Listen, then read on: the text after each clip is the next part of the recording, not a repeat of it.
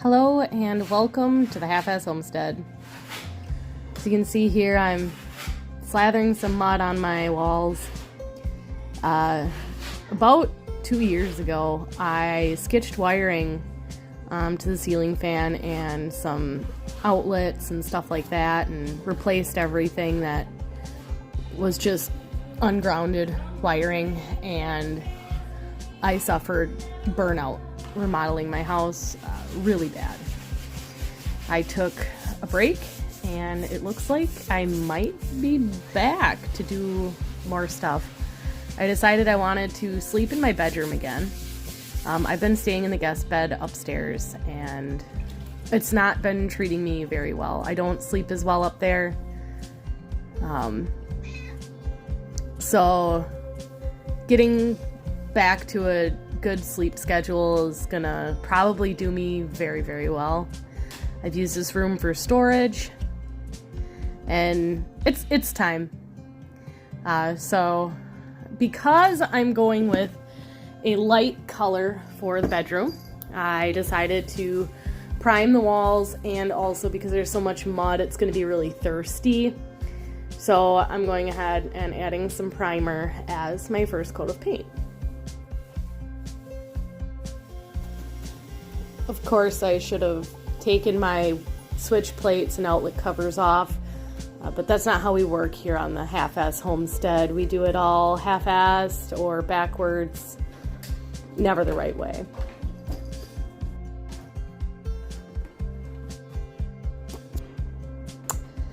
So now I finally get to paint my walls. Now it seems to have taken forever to get to this point, and I'm glad I'm finally here.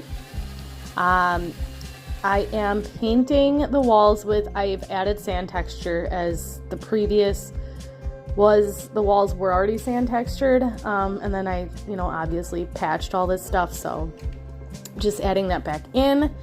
And then the color that I chose is a Dutch Boy color by the name of Powder Room, and it's a very, very light blue. I wanted to maintain the light, airy feeling and keep the room feeling as large as it is. I am putting very large furniture in here. I have the armoire you see behind me, and then I'm putting my rice bed in, and probably a trunk and some wide trim, which the trim I ended up making my own. I just took a double Roman OG to the top of the baseboard, and then I added quarter round at the bottom, but unfortunately, I found out that the brake on my miter saw was broken. I took this opportunity to upgrade to a compound miter, which calls for a cup of coffee and a trip to the hardware store. I did finally find a coffee grinder. I've been looking for one for a while, and one came up available, really reasonable and very, very local. So I took the opportunity to drive a half hour and go pick it up. While I was out getting my saw, I stopped at Caribou to grab some coffee, and Chuck got a pup cup. Typically, Chuck doesn't get treats at any of the drive-thrus because she growls and barks at people, but this time she didn't. She was very well behaved and chilled out, so I got her a little treat. On the way home, I noticed they were demoing a building, so I figured I'd, kind of watch it for a minute, and it's kind of cool. Now my dad kind of demos some buildings, so it's kind of interesting to me. Since I had a little bit of downtime, I decided I would take some beef tallow that the seals broke and it went rancid. So I've been saving it for a project like this where I'm going to be seasoning like a light fixture. It was sandblasted, and now I'm seasoning it, and then it's going to be ready to be rewired and have new sockets installed. And then this is going to be the light that I am going to hang above my washer and dryer in the laundry room. All jokes aside with the half-ass stuff, if you are not coping your inside corners, you are not getting the best look you could possibly get on your trim. It's absolutely worth the extra few minutes it takes you. You get a much more polished look, and it's going to look so much better with a tighter corner in the end.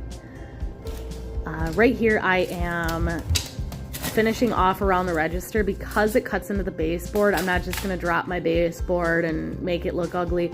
I'm going to actually bring the baseboard around, and it's going to give a much more professional and aesthetically pleasing look.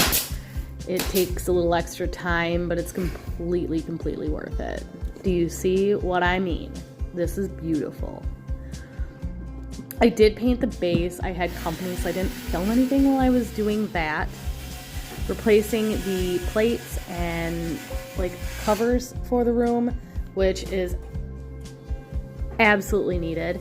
I used patina brass, and I am going to focus on cleaning up this mess, and I will see you guys in the next vlog.